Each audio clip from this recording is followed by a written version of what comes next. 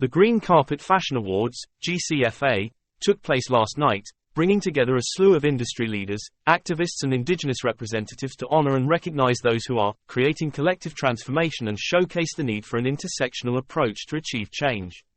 Among the co-chairs for this year were Kate Blanchett, Helen Hunt, Julianne Moore and Zendaya, while designer Donatella Versace was also present to receive this year's GCFA Game Changer Award for her activism on LGBTQ+ rights. At Stylish event, Zendaya continued to showcase her trailblazing fashion in a stunning Roberto Cavalli Spring-Summer 2011 gown.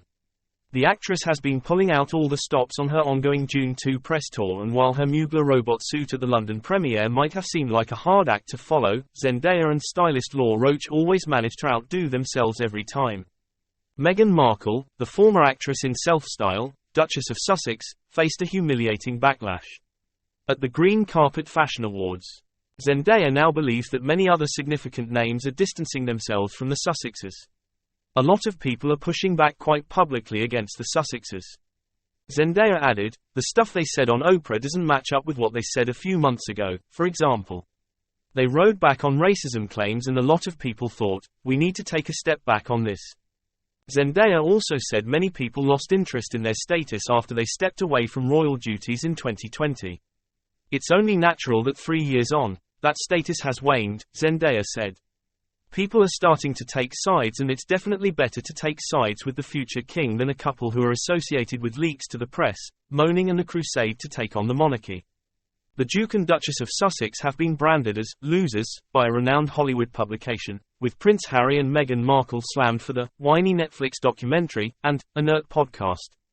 Every year The Hollywood Reporter rounds up the winners and losers of the year, with the likes of Taylor Swift, Greta Gerwig and Margot Robbie all coming out on top.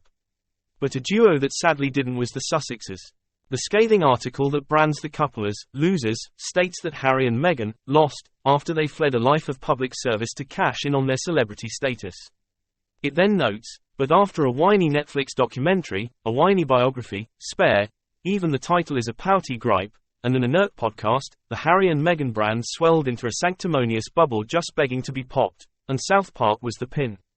The article by The Hollywood Reporter then notes how the 20-minute South Park episode, which was titled Worldwide Privacy Tour, was a savage takedown of the couple.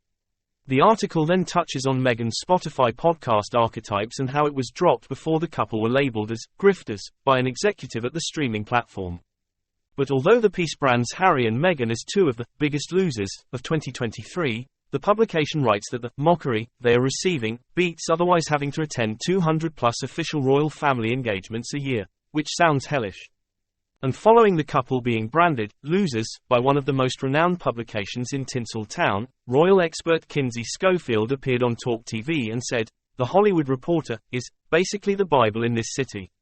This has got to hurt Harry and Meghan personally, and it's got to have William Morris Endeavour, WME, her current talent agency, scrambling to figure out what the next